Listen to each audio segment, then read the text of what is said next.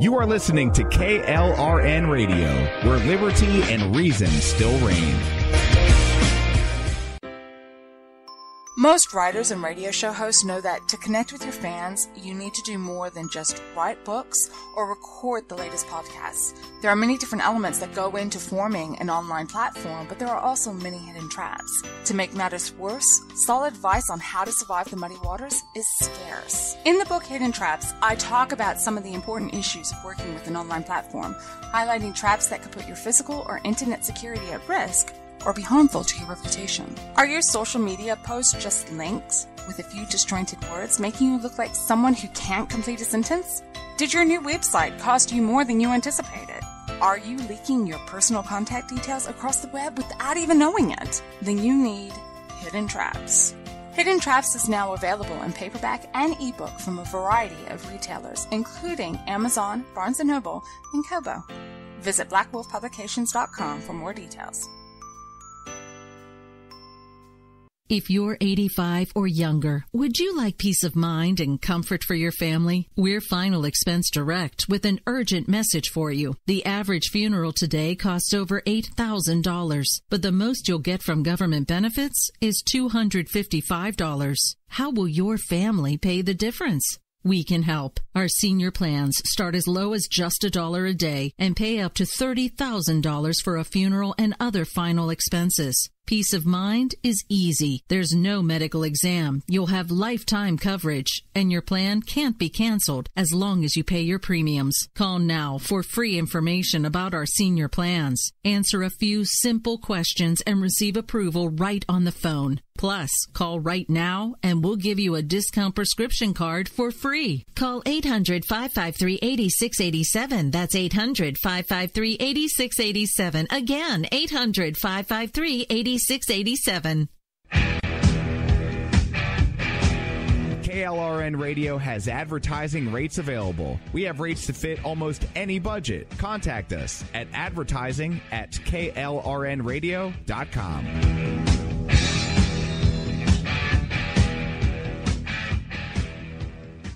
Everyone loves liberty. Our rights come from God, not the government. So why are you letting other people tell you what's best for your health care? Exercise your freedom with Liberty Health Share. Liberty Health Share is a community of people who voluntarily share one another's medical costs. Liberty Health Share is founded on the idea that most people truly want to help one another. Healthcare sharing allows members to do just that as a true community that supports one another in times of need. Liberty believes people should make decisions for themselves and their families. Members are able to take back the freedom to make their own decisions about their health care. Freedom from guilt or doubt about how your money is used. You have the freedom to direct your health care, not to be dictated to by bureaucrats. Stop letting others tell you what to do and join a community of like-minded people. Exercise your freedom. Join Liberty Health Share and take back the control of your health care while helping those around you. Call Liberty at 855-58-LIBERTY. Again, that's 855-58-LIBERTY for more information, or you can check them out at libertyhealthshare.org. Again, that's libertyhealthshare.org.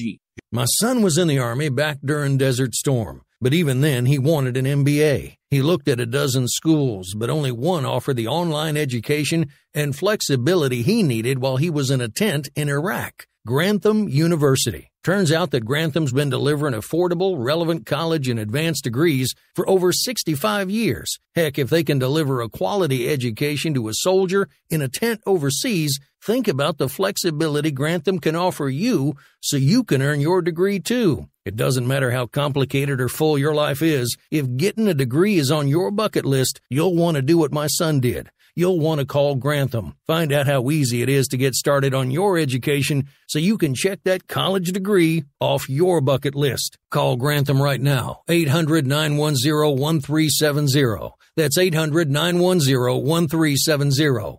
Flexible, affordable, relevant. Call 800-910-1370. At St. Jude, a family never sees a bill at all. It's like the world has been lifted off of your shoulders. St. Jude Children's Research Hospital. Finding cures. Saving children. Learn more at stjude.org. Sometimes writers feel lost, unsure why a passage may not be working. It takes another set of eyes to help us nurture our writing into full maturity. At Black Wolf Editorial Services, we strive to enable writers to develop and grow, offering manuscript critiques and line edits through a mentoring editorial style. We also offer assistance on generating a writer's bio for your websites. Black Wolf Editorial Services, nurturing your writing into maturity. For a full list of services, visit blackwolfeditorial.com. You're listening to the Spark Radio Network, internet radio like you've never heard before. Innovation, creativity, and imagination are all said to begin with a spark. So fasten your seatbelt and take the ride of your life and listen for the spark.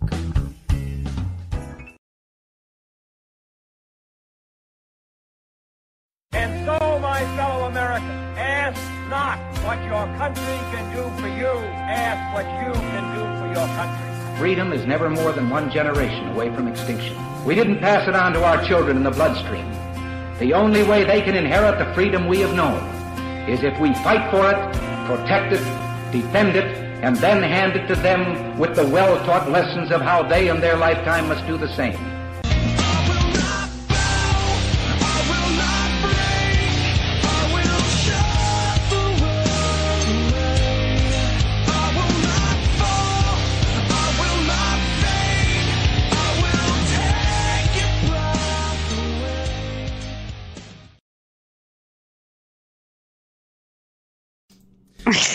All right, good evening, folks. This is Rick Robinson. I'm one half of the crew here at the Jen and Rick Show. We are live right now on KLIRadio.com. No, it is not your imagination. I feel about as bad as I sound, but we're doing the show anyway. So good evening, happy Thursday. How are you? And good evening, Miss Jen. How are you doing? Oh, I'm doing all right. Hanging in there. I'm not sick, so that's a bonus. Sure. Rub it in. Go ahead. It's all right. I can tell you. No, I've been working my little tail off the last few days, and I'm getting ready to go to one of my favorite things all year tomorrow. I'm heading up to Dallas for the Texas OU game, so I'm excited. Nice. So wait, I thought that was, so you just going up early, or am I confused? No. It's a weekend. We do the whole weekend, It's Texas OU weekend, and okay. Anyways, my brother's playing somewhere tomorrow night. This is the first time since I think 2010 that we've had a 2:30 kick instead of an 11 a.m. kick. And then people always ask, why can't they ever do the Texas OU game at 6 p.m.? And I'm like, you do not want that. No, you do not. No. You do not want all of the Sooners and Horns together at the fair all day getting schnockered and then going to play that game and be in the stadium together for a very intense football game. Not only that, but then the fair closes. There's like an evening concert at the fair that's like the big thing that closes out the night, and the fair closes, and there would be no guarantee that the football game would be over yet, and it's the whole deal. But 2:30 is a really nice time for the game, except for it's going to be hot as heck this year. Even though we just had a nice cool front, now it's going to be really, really hot again. It's going to be really cool next week when you have to yell out Boomer Sooner. Just saying. I don't know. We'll see. Yeah, see, I was a lot more confident until last weekend. I'm just saying. Yeah, that team y'all lost to. Remember that game? And I was on air with you while I was watching my game versus Iowa State. And we didn't play so great, but we did beat them. Just. That's all right. I can say your slogan without dying, maybe. Maybe.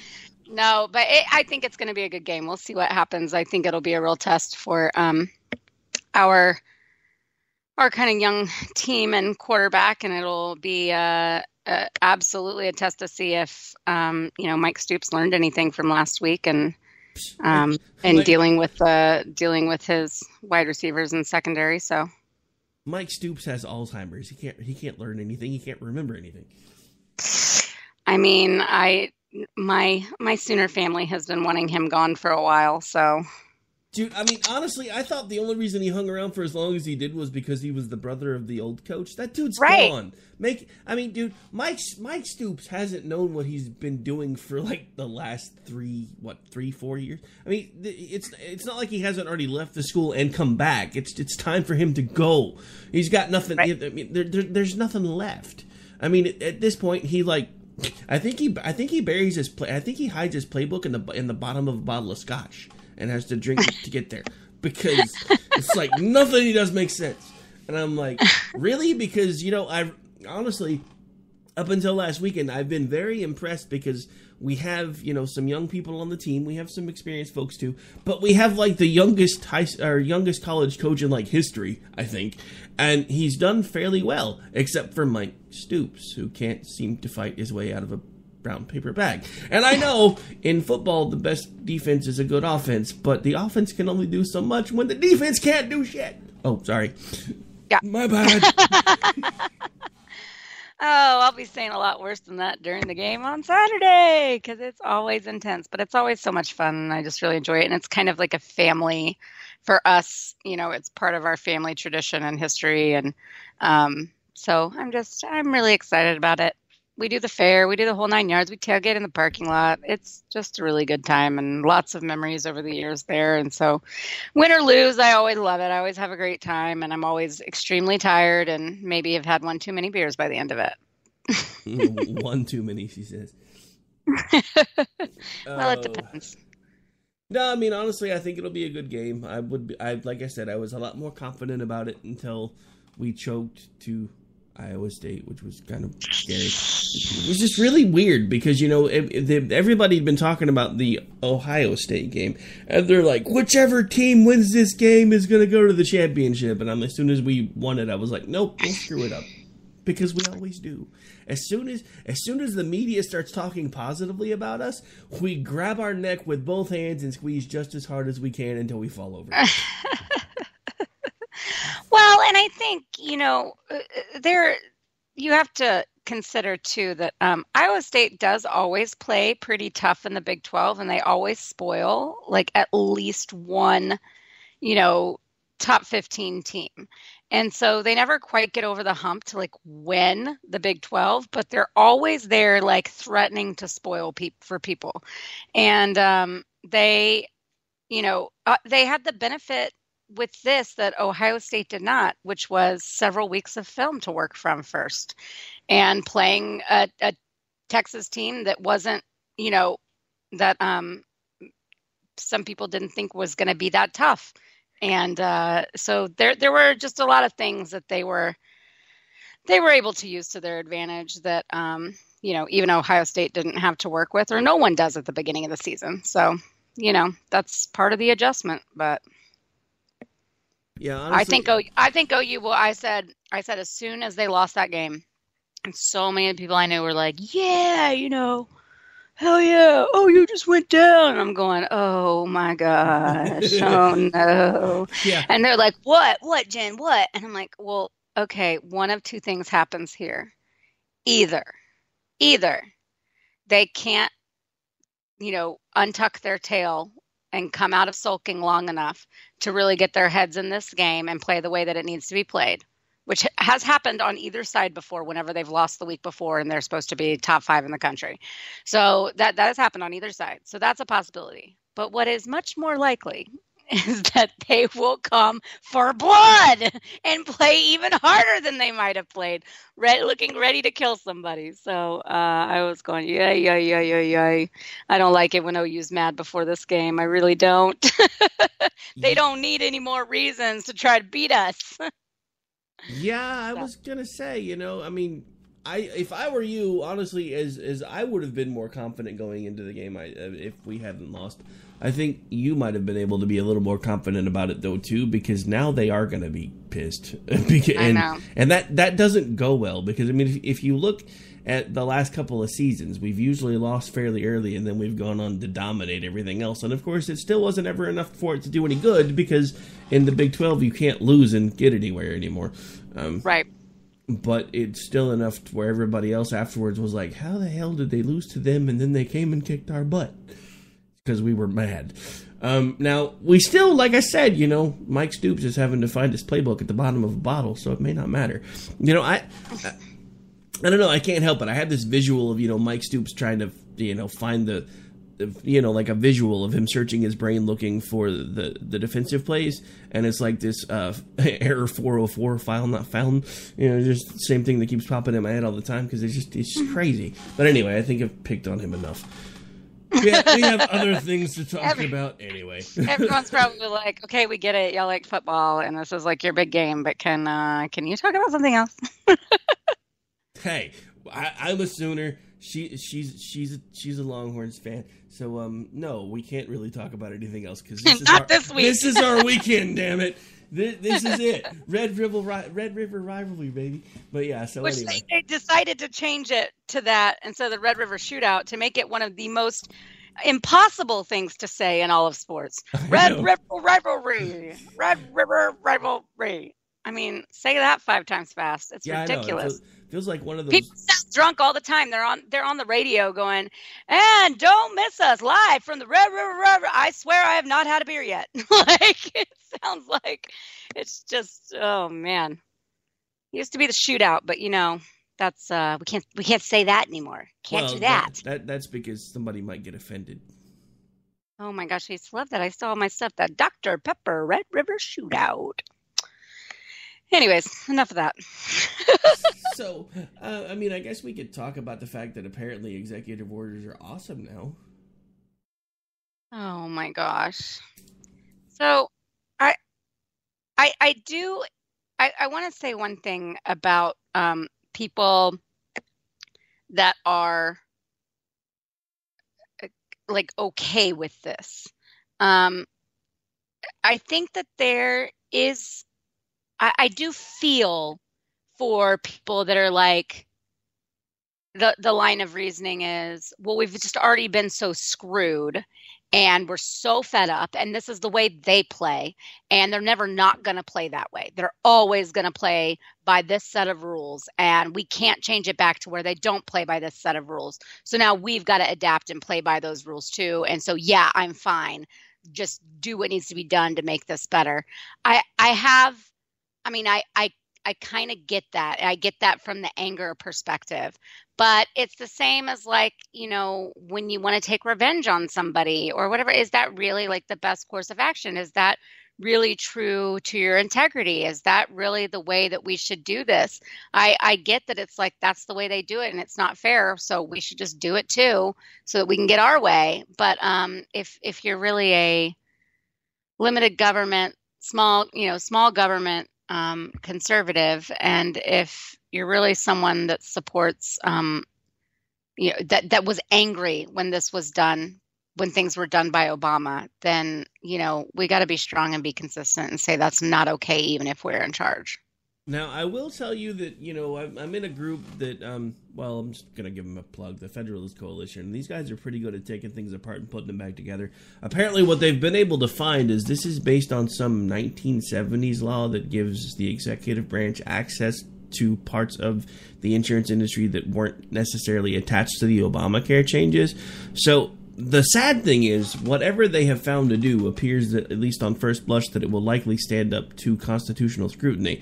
But it doesn't change the fact for me that executive orders are bad. And we can't come at this from the perspective of, well, we found a loophole, so this one will technically stand up, so it's okay for us to do it. Even though we yelled about Obama and every executive order, whether he threatened it or actually did it for the 8 years that he was in office, every time he did it was bad.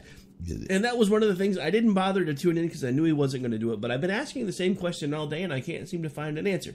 Did Sean Hannity say one thing about Donald Trump threatening to use an executive order last night when he was on his show that wasn't positive? Because even when Donald Trump was just giving lip service to the idea, Sean Hannity, or even when Barack Obama was giving lip service to the idea, Sean Hannity tore him to shreds. We cannot have this both ways. We're either going to be somebody that wants a government that is going to adhere to the Constitution, follow the Constitution, and uphold the Constitution, or we're going to be for a government that doesn't do that. For the last 8 years, we've had a government that has thrown the Constitution in the shredder. It doesn't matter. It's outdated. Nobody follows it anymore anyway, so who cares? And then the first chance that the Republicans and then everybody else have to say, you know what, we really do kind of want the Constitution to be a thing. Well, no, it's okay now because it's our guy doing the executive orders.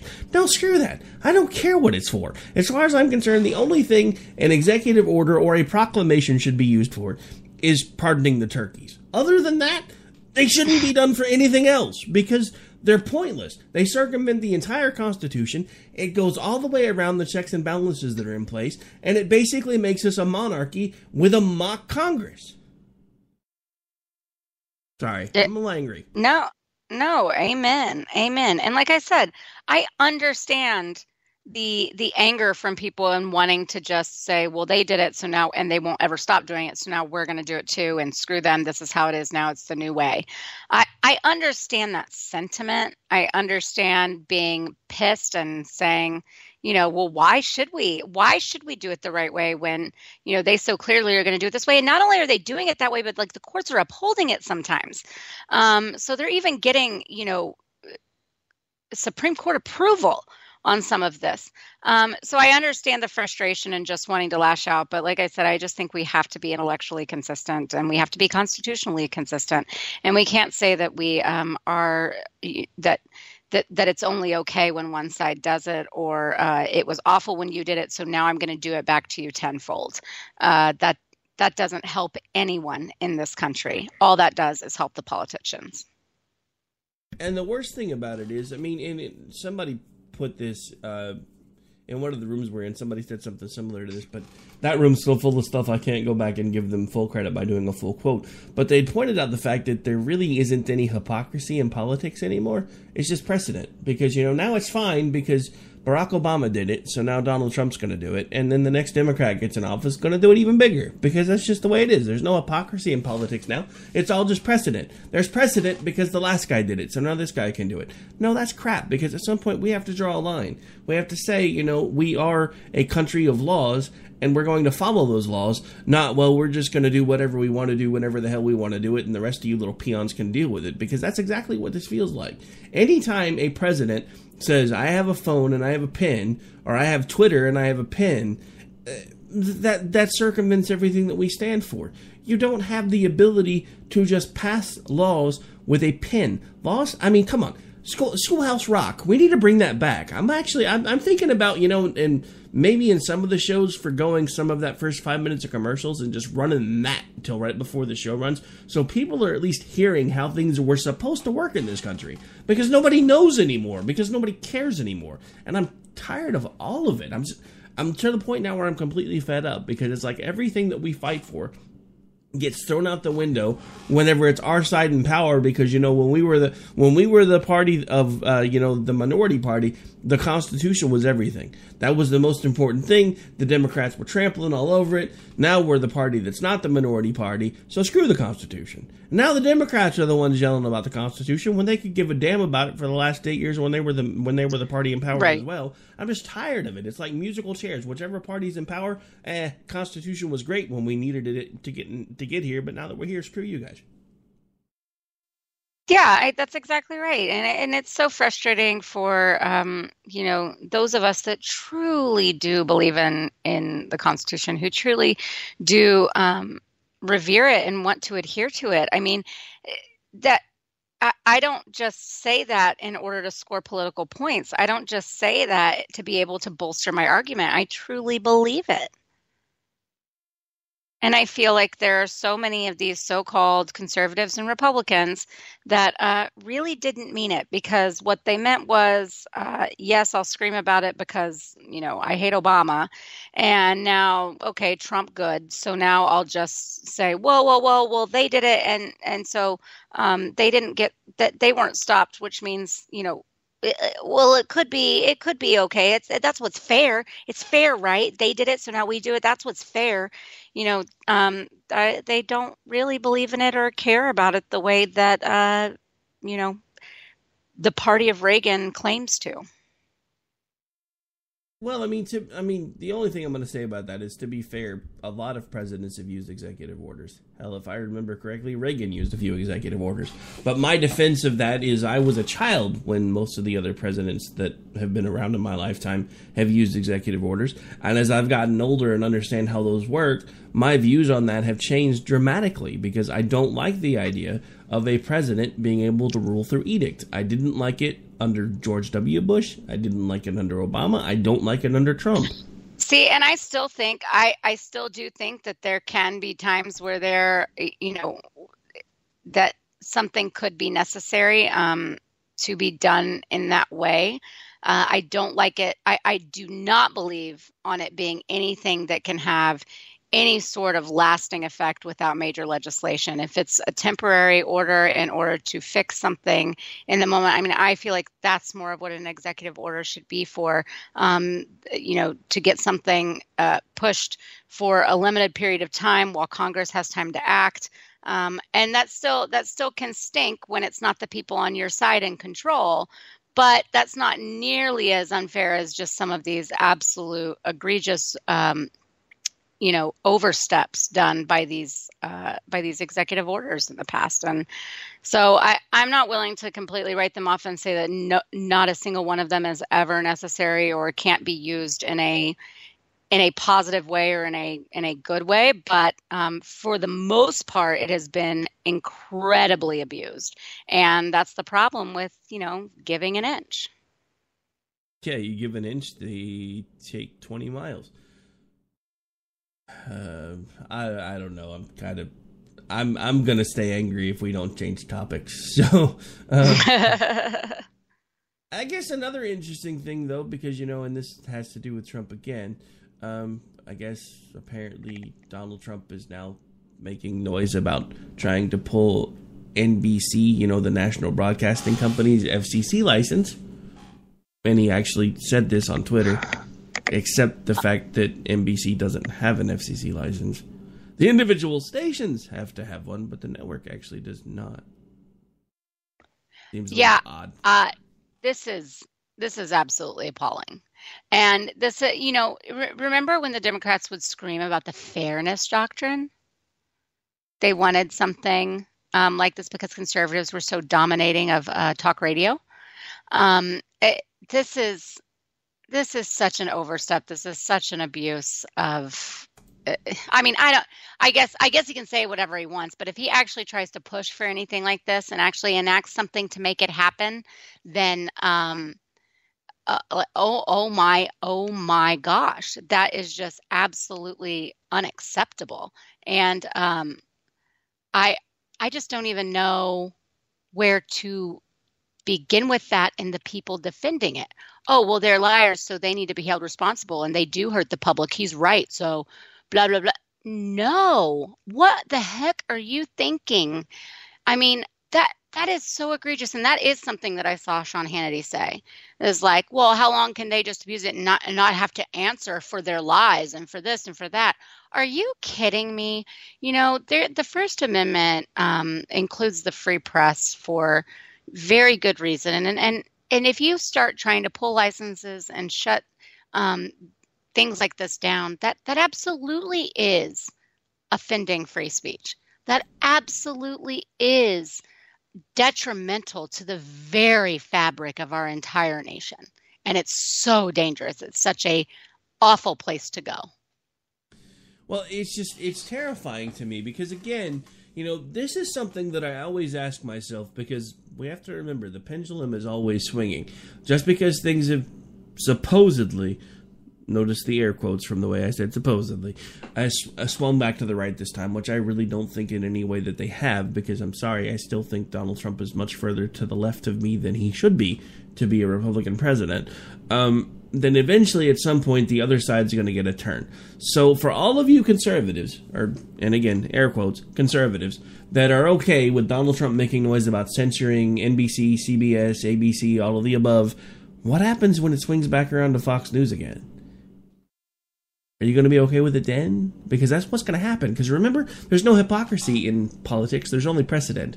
If Donald Trump does something to go after the First Amendment and goes after the quote-unquote liberal mainstream, what happens when the liberals are in power again and they decide to go after what they call the conservative right-wing agenda, which is what they call Fox News and all these other little spring-ups that are all conservative-based? So what happens when the pendulum swings the other way? Just because it's okay for your side, do you want the other side to have the same power? If the answer to that question is no, please stop. It's pretty simple. Well, I mean, it's like the Democrats with the filibuster, and any time that you're looking at anything like this and you're talking about changing it to affect something in a way that benefits you, in the position of power and being able to control anything in that regard, then you do need to look at it that way. When the shoe's on the other foot, will you still justify that? Will you still go to bat for that? Will you still think that's okay? And I saw that, Ben Sasse put out a tweet, or he put out a statement actually. And let me see if I can pull it up real quick. But he put out this statement about Trump's comments. And it was, pretty much like, no, like if you are doing this, like, are you recanting your oath? I think I just found it.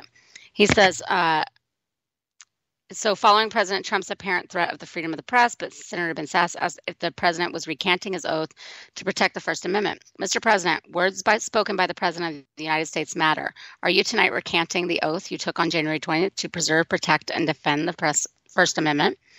And then, because this is, the president actually said, it's frankly disgusting the press is able to write whatever they want. Like, I'm sorry, what? It's frankly disgusting. I mean, I know that I know that nobody wants to be criticized, and that we all know that there's such a liberal bias, and it is very frustrating. That is not a good enough reason to try to do any sort of censorship. And Hannity went after Sasse and said, basically, I can't believe I ever gave him, one of the worst decisions of my career. Like, one of my biggest regrets of my career is supporting this man for first senator.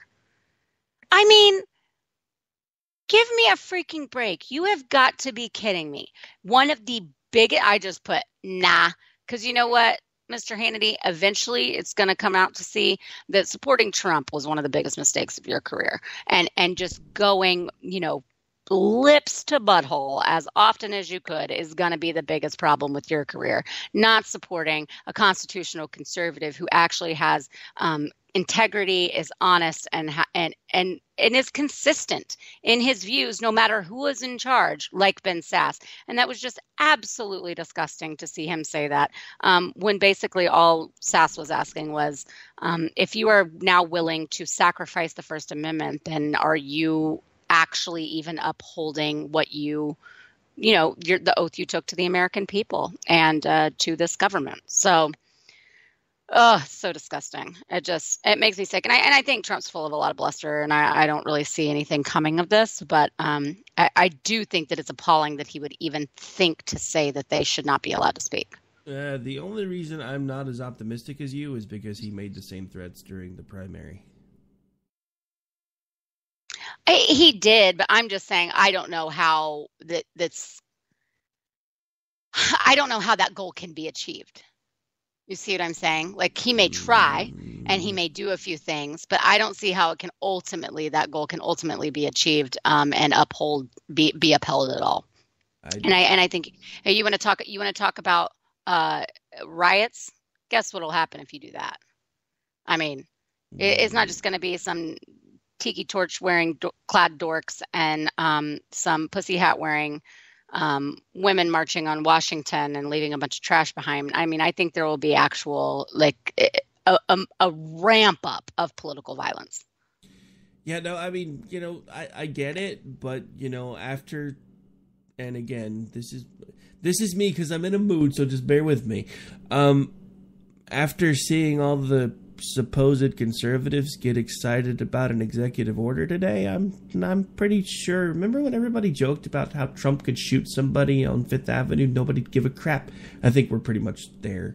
So I'm not sure if anybody's going to give a damn no matter what he does. I really hope I'm wrong, but I'm really starting to think I'm not. I've got a few personal reasons why I don't think that's true. So, namely a few family members that went pretty full on Trump defenders, after the primaries, not during the primaries. That's not who they wanted, but, they went very full on, and to the point of where I had to be like, we can't discuss politics because I honestly cannot believe you right now. And I'm like, I have to be serious. Like, I'm losing respect for you every second that you open your mouth. So just stop. Let's just have Christmas and drink wine, okay? It was basically like that. And at least a couple of them are pretty regularly now reaching out to me and going, oh my gosh, he shouldn't have said this. And oh my gosh, why did he blah, blah, blah. And I just wish he would keep his mouth shut. And my uncle the other day put on Twitter, put on his Facebook, I'm about ready for Trump to delete his Twitter account. Thanks very much. And then just some things like that. And so I'm seeing among real people that I know that have been pretty hardy Trump supporters, I'm seeing them not happy with that kind of, they're happy with other things that have happened. Some of the same stuff that you and I are kind of like, okay, good. Glad that happened. Glad he did that. Okay, whatever. He gets some credit here. But this kind of stuff, they absolutely are losing any ability to stomach. So I'm encouraged on that front. Well, I'm glad you are.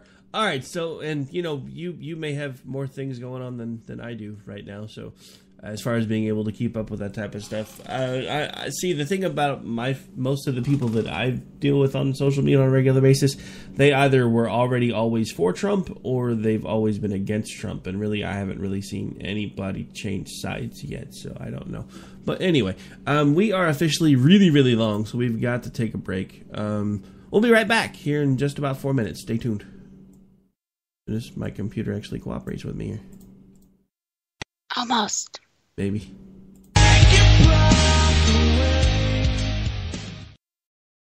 Everyone loves liberty. Our rights come from God, not the government. So why are you letting other people tell you what's best for your health care? Exercise your freedom with Liberty Health Share. Liberty Health Share is a community of people who voluntarily share one another's medical costs. Liberty Health Share is founded on the idea that most people truly want to help one another. Healthcare sharing allows members to do just that as a true community that supports one another in times of need. Liberty believes people should make decisions for themselves and their families. Members are able to take back the freedom to make their own decisions about their health care. Freedom from guilt or doubt about how your money is used. You have the freedom to direct your health care, not to be dictated to by bureaucrats. Stop letting others tell you what to do and join a community of like-minded people. Exercise your freedom. Join Liberty Health Share and take back the control of your health care while helping those around you. Call Liberty at 855-58-LIBERTY. Again, that's 855-58-LIBERTY for more information, or you can check them out at libertyhealthshare.org. Again, that's libertyhealthshare.org.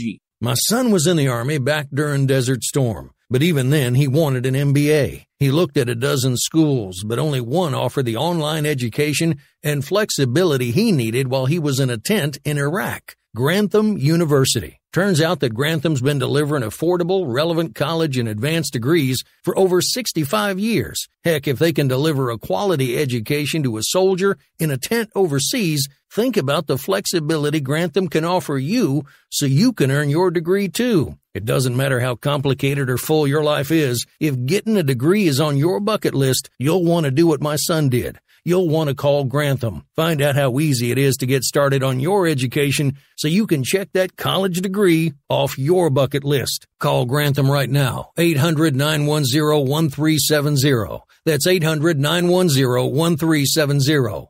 Flexible, affordable, relevant. Call 800-910-1370.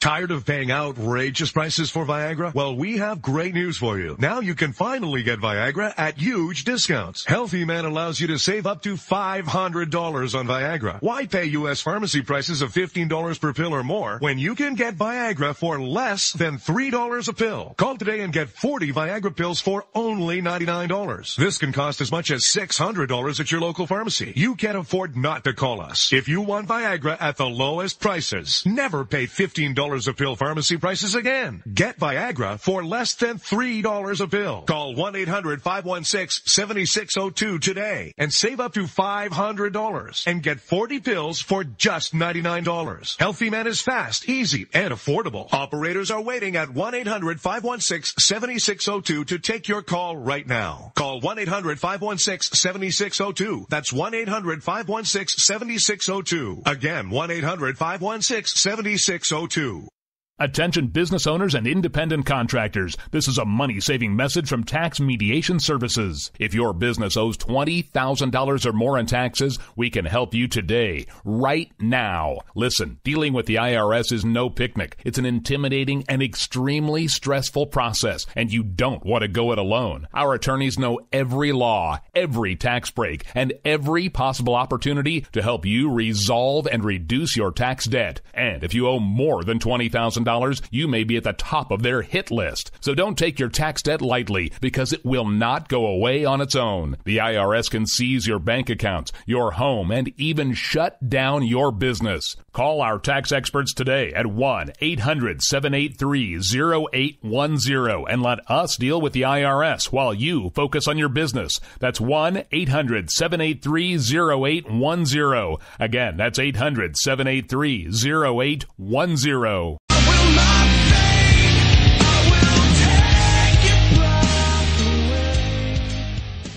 All right, folks, welcome back. Well, thanks to the late start and the late break, we're going to have to start winding things up because I actually have a guest coming on the next show, so I don't want to keep them waiting too long. We got about 13 minutes, so where you want to go from here? We've kind of been all over the place a little bit. We've made fun of conservatives and their new apparent love of executive order. We've talked a lot about the Red River. See, I tried to do it again. Never mind, I give up. The OU Texas game. I'm just going to call it the OU Texas game because I cannot say Red River rivalry. Red River rivalry. It reminds me of those warm up exercises. I don't know if you ever took speech in like high school or college, but there's that whole red leather, yellow leather. Trying to say Red River rivalry reminds me of red leather, yellow leather, and it doesn't work. No, that's what I'm saying. I seriously think they just did it to tongue tie people so that everyone else would laugh. So, well, since we just got a few minutes left, let's just touch a little bit on Weinstein. Can we not? Can we not? Actually, we can talk about him. Okay. I'd prefer not to touch on him, though. Fair enough. Fair enough. I think he's touched on enough people. It's been, it's since I've been on with you that hadn't broke yet, and I'm just really appalled by all of the women that are butt trumping about this. Men too, but especially the women, because it really pisses me off that there are women in Hollywood that also knew all about this. And I've got a couple of things to say about what I think about people speaking up or not. But first, I just want to say this has nothing to do with Trump, and you can have whatever, you can direct certain things at him for allegations that were made and things that we've already hashed over and condemned him for. But he literally has nothing to do with Harvey's behavior.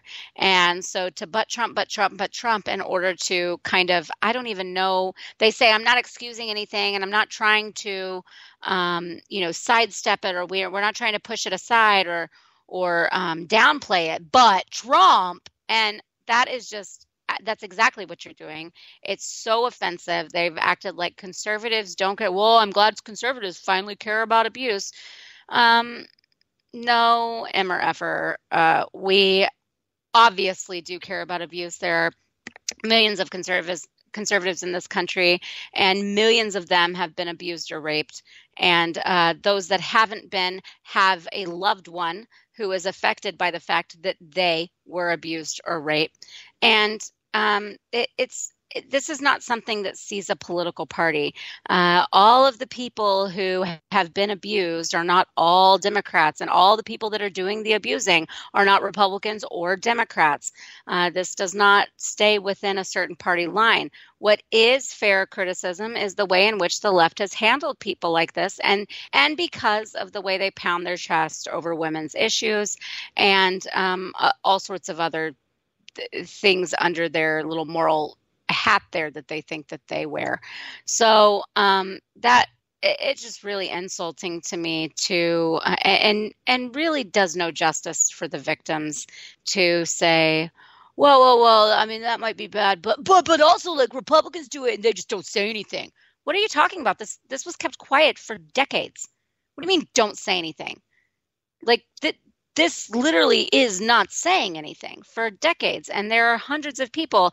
And for people that don't know, like, I was in the entertainment industry for quite a while, and I lived in New York City and I lived in LA, and even back when I was there in the early 2000s, I heard these rumors, and I knew that I didn't have any firsthand knowledge, and I didn't know anyone that had any firsthand knowledge. And you never know what to believe in that town, or either of those towns when it comes to the entertainment industry. I mean, there are always rumors about people being gay. There are always rumors about people cheating. There's always rumors about even harassment and assault, or people that are handsy, and there's all sorts of there's rumors about drug use. There's all sorts of crazy rumors, and probably the majority of them are not true. But with something like this, it went on for far too long and involved way too many people, and there were too many people that knew about it, either through direct witnessing and by the way, not just sexual harassment. We're talking like also straight up assault on people. He definitely assaulted people that got in his way, men specifically that got in his way. And so this is just a huge abuse of power in general, and someone who thinks that he's untouchable. So I want to say that I don't care if they're famous or not. I do not blame victims. And no matter how much money you have, or what the intimidation factor is, or what connections you have, when you are violated in a way so egregiously, that's so unimaginable and it carries with you for so long, your rank, your status, your money, none of that matters. And people are all different and they handle it differently. And there are a lot of people that speak out, even when they don't have those things, and they're extremely courageous and they face it head on. And I totally applaud them for that. But not everyone is built that way. And so whether it's girls, but particularly women that do not have money and power and fame, and they do not have the connections to fall back on if they go after someone like this man who is so incredibly powerful, and then he tries to silence them, or he tries to ruin their career, run them out of town, or who knows if worse. So I don't really blame them so much, but I do blame the people that came to know, about it, and that had their own careers already, they'd made it. They knew what he was and what he was doing, and they really didn't have anything to lose, except for that if he gets exposed, then his movies stop being made. And boo freaking who. I think that there are a lot of those kinds of people that had their own career in their own right, had a lot of financial security, and still chose to stay silent until, this was all finally broken very recently. And those people I look at with shame. But it is a tough situation when you're the one who's been hurt, and you're the one who's been violated. It's very easy to say, well, why didn't you do something? And I wish more women did. And I hope that the way that everyone is supporting these women, that we are encouraging them, more women to speak out like this. I want everyone to be able to be strong enough to do so. But it's hard for me to just say, well, they should have all done something. No, there were hundreds and hundreds and hundreds of other people in Hollywood that chose to ignore this. And they're the ones that should have been protecting those women. Yeah, I mean, the whole thing that drives me crazy about all this is all the people that have known, that have apparently known this for decades and have done nothing. Not only have they done nothing, they have been the ones preaching to us about how conservatives are the filthy, most nasty pigs on the planet, especially the male conservatives. And I'm just thinking, so have you guys been projecting this whole time, really? So everything that you've been saying about us, that's really what you think about yourselves, is what you're saying. I mean, honestly, just from my personal experience, I would tell you that I think that some of the reason some of these women become so hyper-feminist and are so anti-male, and they're convinced that it's a male and a conservative problem or a Republican problem. Sometimes they think it's a power problem, a money and power problem. But a lot of times I think their resentfulness towards men, because it doesn't always stay within the party lines. A lot of these people think that all white men are the problem, and then just all men in general. And I think some of that absolutely does stem from this environment that they've been in, and not just in Hollywood, but in some of these, a little bit of the old boys corporations in the major cities that are, just now kind of being drowned out in that way. And I think that's part of why this is that way, is because unfortunately that's the bulk of the men that they've been around. And that is not even close to representative of the majority of the men in this country. And that's the worst thing, because this made me flash back to something I saw on a Twitter account not too long ago that was talking, and it was, I don't even remember who it was, but it was some little 20-something who was like, something had come up, and I don't even remember what the overall topic was about, but it was something, and she had popped off, well, how about all you guys that, if you're in bed with a woman and she falls asleep, you'd still have sex with her, right? And we're all like, what the hell's the matter with you? She's like, well, every guy I know would do it. And I'm like, then you need to find better guys. And I think you're right, though. They because of their experiences, they paint everybody with the same brush, and they don't realize, that not everybody is probably gonna treat you the way these other guys have treated you, but they all run in the same bubbles and in the same circles. I mean, that's just like, Ben Affleck apparently was saying something about how he was going to kick Weinstein's ass at some point, and now all of a sudden it's all coming out that he's been groping people and he's been doing this and he's been doing that, and I'm like, I'm done with all of them. I mean, I'm like, all the shows that I like, that I watch on a daily basis. Are you telling me that every single person in Hollywood's a perv? Because it's really starting to seem that way. Should I just turn my TV off in general and just be done with it, or what? Because it's kind of nuts. I mean, maybe so. I don't know. But you know what it is? This is what happens when you make your bed with folks like Weinstein and Soros, because they're systematically trying to destroy our economy at this point. They're going after Hollywood and the NFL all at the same time. And there's something else going on here that we're not seeing yet, because this is going to destroy our economy before it's over. Because this is all we have left, is retail, food, and entertainment. If they take out entertainment, we're going to go under. Well, I mean, I guess, I would think it wouldn't be that intentional, but I don't know. I would just say that everybody watch out for your Russian bots. Oh, I mean, I don't even think it's the Russians at this point. I think people have just lost their minds. All right, but anyway, we are officially out of time. Why don't you remind folks where they can hang out with you when you're not on the radio listening to me gripe about the Sooners losing to Iowa State? Oh, sorry. Well, you can come find me on Twitter at JHomestead, on Facebook, JR Homestead, and check out MisfitsPolitics.com and join us for Misfit Mischief tomorrow. And I, of course, am Rick Robinson, one half of the crew around here. Hang around here in just a couple minutes. We'll have America Off the Rails kicking back off as soon as I get things reset with my very special guest, who I'll be introducing in just a moment. Also, follow along on Twitter at Radio Host Rick. You can actually see me goofing off a lot of times with some folks that I've gotten to know over at KOKC. Some folks that were kind of entertained about an exchange we had going on earlier, so I do encourage you to at least go check that out. But we are out for the night. We'll be back next Thursday, and if Janie and Stacy don't decide to do something pretty quick, I may re-co-op Tuesday again, because I miss doing 2 shows a week with you. Well, just let me know.